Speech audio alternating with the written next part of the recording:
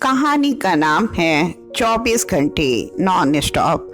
हाँ, तो अभी आपने देखा कि पीड़ित महिला किस प्रकार से काम करके शाम को खेतों से लौट रही थी कि तभी 4 बदमाशों ने चारों ओर से आकर उसे दबोच लिया और ये देखे खेत और इसी झाड़ी के पीछे रख के मिले थे महिला के कपड़े। और ये देखिए, यही है वो सकड़ी पगडंडी जहाँ से बदमाश चलकर आए थे, और ये है आम का बगीचा, और ये है कहते हुए टीवी एंकर मौका वारदात पर घटी घटना को बड़े जोर शोर के साथ बता रहा था। और इधर 24 घंटे पेट भरने के लिए चैनल को डबल रोटी का एक बड़ा सा टुकड़ा मिल गया था, जिसे कुतर कुतर कर उसे रात भर खाना था।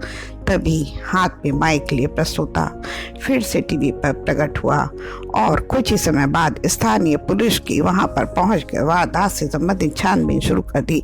बहरहाल इस विषय पर छानबीन कर हम आपके सामने फिर से हाजिर होते हैं।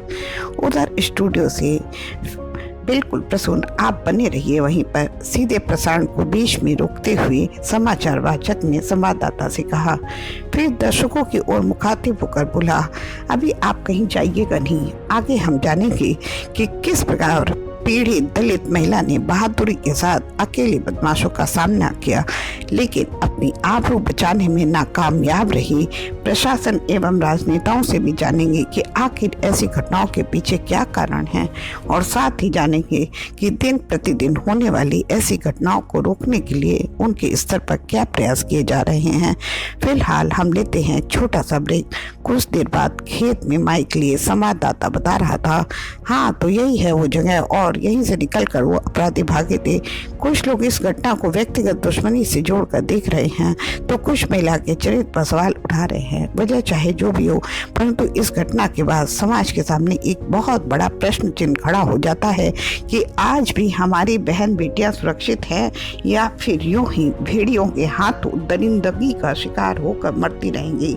ऐसे ही ढेर सारे सवालों का जवाब लेकर हम शीघ्र आपके सामने उपस्थित होते हैं।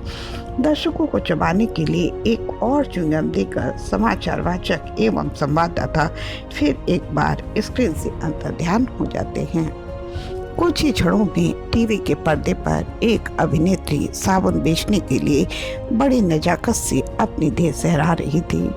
समाज के ऐसे हालात देख मेरा मुंह सूखने लगा और पानी पीने की गरज से मैंने छोटू को पुकारा, पर जनाब, रात 10 बजते ही वहां से नदारत थे।